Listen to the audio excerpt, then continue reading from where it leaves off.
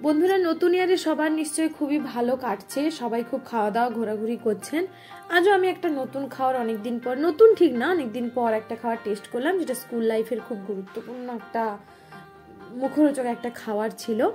সেই খাবারটা বলে দিই আপনাদেরকে। প্রথমেই হচ্ছে কদবেল।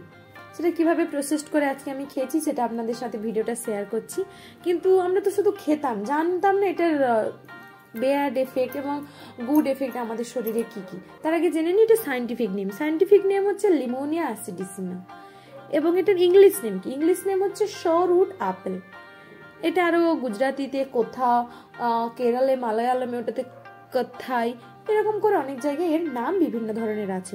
এটা অ্যাকচুয়ালি এশিয়ার ইন্ডিয়া এবং শ্রীলঙ্কাতে আমরা পাই। গ্রীষ্মের শেষের দিক থেকে শীত এবং বর্ষাকালে পাই।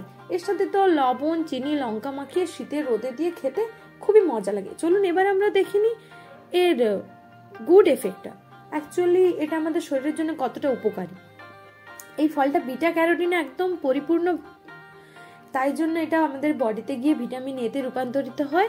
আমাদের স্কিনকে খুব নরম মোলায়েম রাখে, স্কিন কমপ্লেক্সনেও সাহায্য করে। তাছাড়া তাদের দৃষ্টিহীনতার প্রবলেম আছে, তাদের জন্য এটি খাওয়া খুবই ভালো।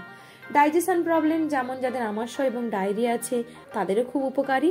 আর ডিসকমফোর্ট থেকে রিলিফ পেতেও সাহায্য করে।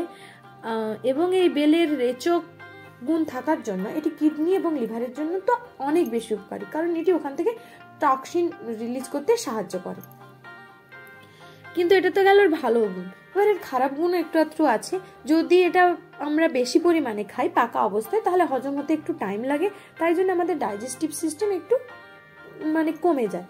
এবং যদি কাঁচা অবস্থায় বেশি পরিমাণে খাই তাহলে আমাদের এটা অ্যাসিডিটির সম্ভাবনা থাকে।